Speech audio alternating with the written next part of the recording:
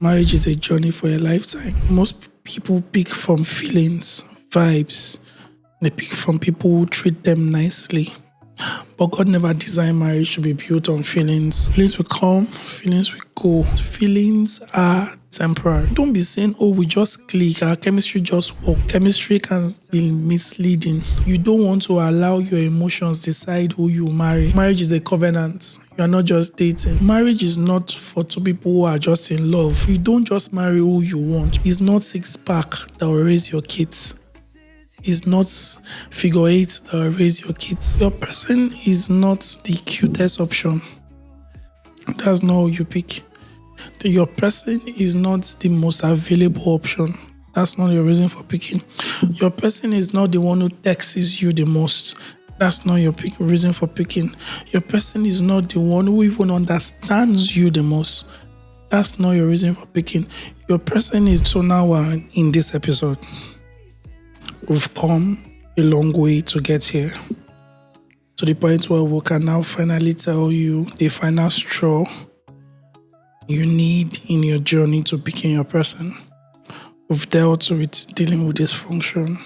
We've dealt with learning to communicate. We've dealt with studying yourself. We've dealt with you picking someone that you can not live without. We've dealt with divine direction. We've also dealt with, picking from not just the same tribe, but from the same genetic pattern. Now we are at the point where we say, haven't done all this, followed all these steps, allowed yourself to align to all of this. Please watch the previous episodes to be able to get a better grasp of the things I just explained. You are at the point where you get to pick your person. What's the final clincher to picking your person? What's the last thing you need to do? Because I haven't done all these steps. Shouldn't it be over by now? No, it's not. Marriage is a journey for a lifetime. So there are things you have to constantly put in check, especially as you are about to cross into marriage. So, most people pick from feelings, vibes. They pick from people who treat them nicely. But God never designed marriage to be built on feelings. God designed marriage to be built on purpose, alignment. God designed marriage to be built on purpose, alignment. So attraction does not start with relationships. But purpose is what keeps your marriage from falling apart. So I'll say that again. All attraction might start with, the relationship, your feelings and all of that. Purpose is what keeps your marriage apart. So what's the last straw? Haven't come from the growth journey we started from to this point where, since you are now picking somebody from the same value, you're picking somebody who has the same genetic pattern as yourself, that's not enough. You now have to pick somebody who shares your purpose. So purpose becomes the ultimate qualifier for who you get married to. I'll say that again. Purpose becomes the ultimate qualifier for who you get married to. So before you even approach marriage, you need to have answered the questions that says, who are you? What are you here for? What is your assignment? What have you been called to do? Those questions have to be answered for you, and those questions have to be answered for the person you're getting married to. And you both get married because you both have the same shared assignments. So you are marrying somebody because you share the same purpose. Purpose becomes the ultimate qualification for your marriage. This is the only guarantee. I'll say that again. This is the only guarantee that your marriage will not fall apart. This is the only guarantee that your marriage will not fall apart. So your person is not the cutest option. That's not who you pick. Your person is not the most available option. That's not your reason for picking. Your person is not the one who texts you the most. That's not your reason for picking. Your person is not the one who even understands you the most. That's not your reason for picking. Your person is the one who shares the same direction and God-given assignments like you. That's your person. Again, I'll say this again because all this information might be sounding new to you. And I understand, so I will repeat myself as simple as it feels. That's the clincher for what helps you not to just have, because your goal and God's goal for marriage is not just to have a lasting marriage that did not break. No. That's not the goal. So success is not just that it didn't fall apart. Success is that the marriage produced certain things. We'll get into that in the next episode. So, but you have to be able to find this. So your purpose is not going to be identical, but you are going to have shared direction. You are going to have shared responsibility, and you are going to have shared purpose for the kingdom. It's not going to be the same, but it's not going to be identical, but it's going to be the same. It's going to have the same manifestation. So you guys come together to be able to multiply your effects. So one will chase 1,000, but two will chase 10,000. And with the power of two, you are able to go into action. So you may feel called, like I am, to be called into families and relationship and building blueprints. Person that you are called, you are marrying also will share the same calling. Your specific expressions might be different. My wife doesn't do a podcast. She speaks to women differently. I speak to both men, women, and singles. So, but with shared like that, we're specifically called into the space for building blueprints for relationship. You might be called into leadership and healing broken homes. You'll find that there's an alignment, different expression, but same direction. Your river will flow from the same ocean. Your river will flow from the same ocean. This is the person that is your person. The person haven't crossed all of this other cadre. You now share the same purpose. Why is it important that purpose becomes your ultimate qualifier? Because feelings are temporary. That's why it's important. Feelings will come, feelings will go. Purpose will remain. And purpose will be a constant motivation. Purpose will be a constant checklist. Purpose will be a constant guide rail. Purpose will be a constant filter for the both of you. Chemistry can be misleading. Purpose never does that. Kindness sometimes wear marks. You can find somebody who, they're good, they're kind, they're all of that, but purpose will expose what the person truly lives for. You're not just going to marry a kind person, which is very important, but you also want to marry somebody who is purpose-driven. So let me ask you a key question. Can we run a race that God gave us together without constantly pulling each other backward? That's a question you should be asking yourself as a person you're choosing a person. So, as we are doing our God-given assignment, are we constantly going to be supporting each other? Or my purpose will be conflicting with yours? Let me stop to say again. If you don't have your purpose yet, if you don't even know what you are called, if you don't have a semblance, if you're not even sure, if you have no clue towards what you are called to do, it's a good time to pause and realize that you're not ready for marriage. Not yet. Don't go into it. Don't do it. Don't do it. You might be fortunate enough to stumble into it when you are married, but you might not be so fortunate. So figure out your purpose before you get married. So if your answer to the questions I asked, can you run your God-given assignments with this person constantly without pulling each other back, and your answer is no, that's not your person.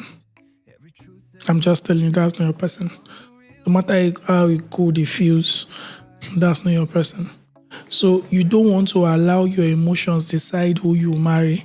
You want to allow your purpose choose that for you.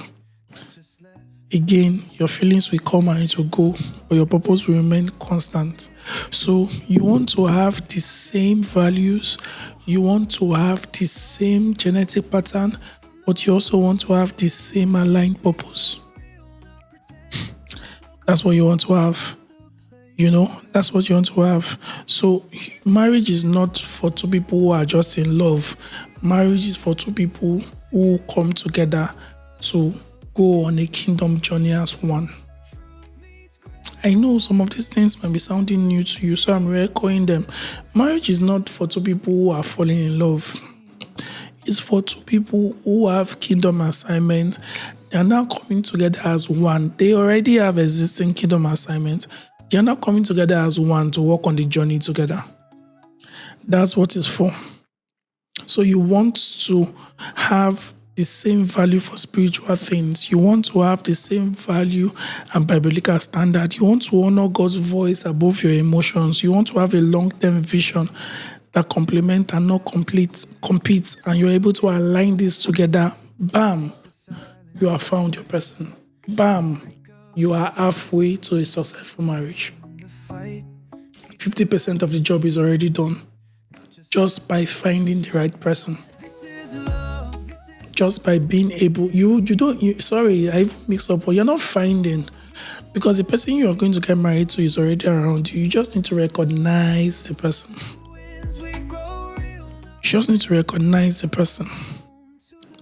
So here are signs that you are choosing emotionally and not from purpose. Here are signs. You are ignoring red flags. You are choosing emotionally. You are seeing something that is not okay. In fact, how the person even crossed into your value is a wonder to me, because they're not even supposed to get there. But maybe they got there by pretense, and time is now showing you red flags, and you are still there. Emotional choosing. You are afraid to lose them. So your response to what you are doing is driven not because of love or reverential, as it were, submission, but fear.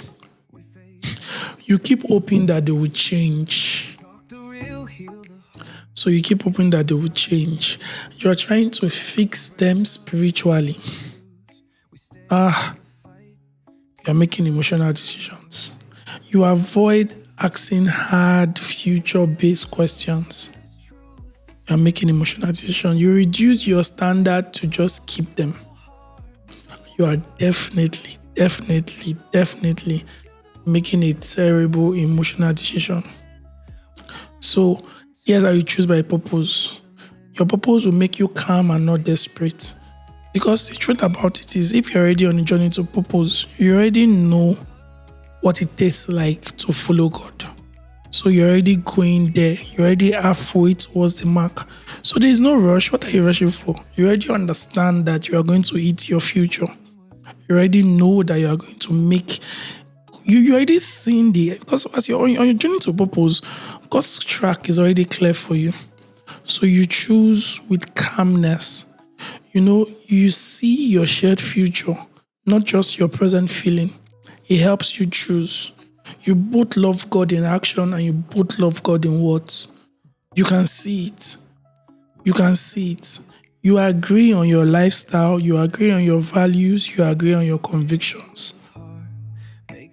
See, this marriage is not that complicated. It's just that you have to, what's it called now? Clean out all the other things that have filled your head about the processes and pick right. You don't just have to shrink to keep your relationship alive. In fact, the more you grow, the more you blossom, the more your relationship comes alive, then you are within the right relationship space. Because purpose naturally filters people out. So you don't pick and decide based on emotions. Your purpose just allows you to decide who's supposed to be there and who's not supposed to be there. So it's like a holy filter. That's how purpose is. It's like a holy filter. You are able to sense it quickly that, oh, we're going. No, not person. And you see, because your purpose is unique and your assignment is unique, so it just makes it easier that it's just that one person in this season that's going that direction with you. Then God brings that person your way and you guys are able to align and quickly execute what God has called you to execute with ease. So if you do all what we've shared in all, I think 6 episodes now, this will now just be the icing on the cake that helps you have precise, clear direction on who to marry. Your person becomes very visible to you. Because the moment you know where you are going in life, you naturally would find people who are going there with you. You see the people who cannot go with you. You to be clear. Not because they are bad. No. They're just going in a different direction. So you choose people within your tribe that has the same assignment like you. Because their life assignment is completely different, you just know that it's different from yours. So purpose clarifies what attractions confuse. Attractions, maybe your feelings might be confusing, things might be wild, but purpose would just give you that distinct sense of clarity for you to be able to execute what you want to do. So these are the things that helps your person stands out so you can even see clearly. So I'll give you some tips. You share your kingdom value. Whatever they are, there might be holiness, integrity, submission to God, discipline, honor, like me, vulnerability, God first. Whatever you are, you guys share it. You have compatibility in the direction of your purpose. When I mean your patterns are compatible, they're not exact, they're just compatible. Please refer to the last episode to get more clarity on this. Your emotional maturity are the same. People who are good on a purpose, they know that they can apologize, they know they can take correction, they know they have to grow, they don't weaponize feelings. They don't. So with purpose, there's peace, not confusion. Because when God is in it, everything just settles. When I mean peaceful, it's not perfection. It's just that you realize that, okay, all these things are going to be arranged. So take up these signs and there'll be a willingness to build, not just enjoy. You realize that purpose is a journey for growth and building. So you realize that the person you are getting into marriage with is not somebody that you are just getting in for vibing. You're not getting in for couples relationship code, for couple goals picture. You're not getting in for social media. You're getting in there because both of you are on an assignment for the kingdom and you are getting to fulfill that assignment. So some people make this common mistake. Your type is usually shaped by your desire. Your person is shaped by your destiny. So you can't use your type to pick because your desires might be wrong. Your desires are being shaped by where you came from and you might need to heal from them. But when you pick by purpose, you pick shaped by your destiny. So your type looks like what you want. Your type is like your dream. Your purpose is what God created for you. And what God created for you most times, again, if you're watching this before 2030, is always better than your dream. One is fantasy, the other is foundational. So again, you want to be able to pick up all these things. So the way you pick from purpose, not from preference. Because God doesn't just want you to look at who you are now. He's helping you pick your partner based on the finished race. You are picking based on who you are now. No, but God is picking for you based on who you'll be in 40 years and based on how that person will be in 40 years, and your purpose will take you, both of you there. So he sees your blind spots. He sees your weaknesses. He sees the future battle. He sees your calling. He sees your assignment. He sees the destiny of your children, and he sees the long-term character development that you need. So he brings the person that aligns to your purpose to do that for you. This These are not all the things you're looking at now. You don't even know what those needs to be. But God sees it, so He brings that person to your doorstep now. So He aligns you with somebody that can strengthen that final result, not somebody that can weaken it. That's what He does with purpose. So you don't just marry who you want. You marry who can work with you into the future that God wants for both of you. That's how you go. That's how you go. That's how you go. So you look at the direction of your life, not when you're about to pick, destiny, purpose. You look at direction, not sweetness of words. I'm not saying people should not be romantic. I'm not saying people should not be romantic, have kind gesture, show up for you, buy you flowers, chocolate. No. All those are important. They have to be done. But you want to look at the purpose of their life first. And purpose is not something that people say. They show it. You want to check their conviction. Check their conviction. What are the things that, really matter to them? You see to their action. Check their long-term vision. Evaluate their capacity to grow. Are they teachable? See, you can't go on a journey for marriage with somebody that does not grow. You will fail. But people who are on purpose know that for them to manifest the version of them that fulfills the purpose, it requires that they keep updating themselves. They keep growing, which means that you yourself will have to be being this same person. You are growing. You are growing. If not, the person will choose you at all. So you watch all these things. It helps you begin to, function well, check properly. So you ask questions, practical questions you can ask. Ask purpose-based questions early. That's called you to do. What are the things you want to solve? What on earth do you think you're here to create? Don't date in secrecy. Involve mentors, at least one or two people. Don't date in secrecy. Compare values. Don't be saying, oh, we just click, our chemistry just work. Also compare values. Also observe decision making under pressure. You want to check all these things. Check their honesty with scriptures, because whoever is not submitting to God wholeheartedly now that you are single will not submit to God wholeheartedly when you are married. So you want to check all those things. Look at how they handle money and responsibility. Then ask, can this person raise the kind of children I want to dedicate to God? Ask. It's not six-pack that will raise your kids. It's not figure eight that will raise your kids. Is the mind that will raise your kids. So ask, can this person raise the kinds of kids I want to dedicate to God? Can they? So you look at the future, because purpose is always visible. You don't just need to slow down. You just need to slow down enough to see it, rather. It's always there. It's always visible.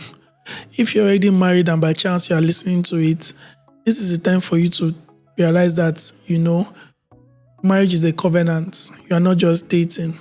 So spend time to start thinking about what's your shared value, what's your shared purpose. Recommit to your shared purpose. Invite people to counsel you. Get yourself into mentorship. Heal from something that is broken, and realign yourself to God's plan for your marriage. This is the ultimate path that leads you to finding your person, which helps 50% of the job for a successful marriage to be done. You have the down payment. 50%, you're already successful. So choosing the right partner is not a mystery. That's why we did this series. I hope you finish the series and you read the book. And we're here for counseling and asking you a question. You can choose with clarity. You can choose with purpose. You can choose with direction. You can choose with kingdom alignment. When you pick by purpose, you choose a partner. When you pick by emotion, you choose a prayer point. Where do you want to go to? My name is Ini. I'll see you in the next episode. Bye for now.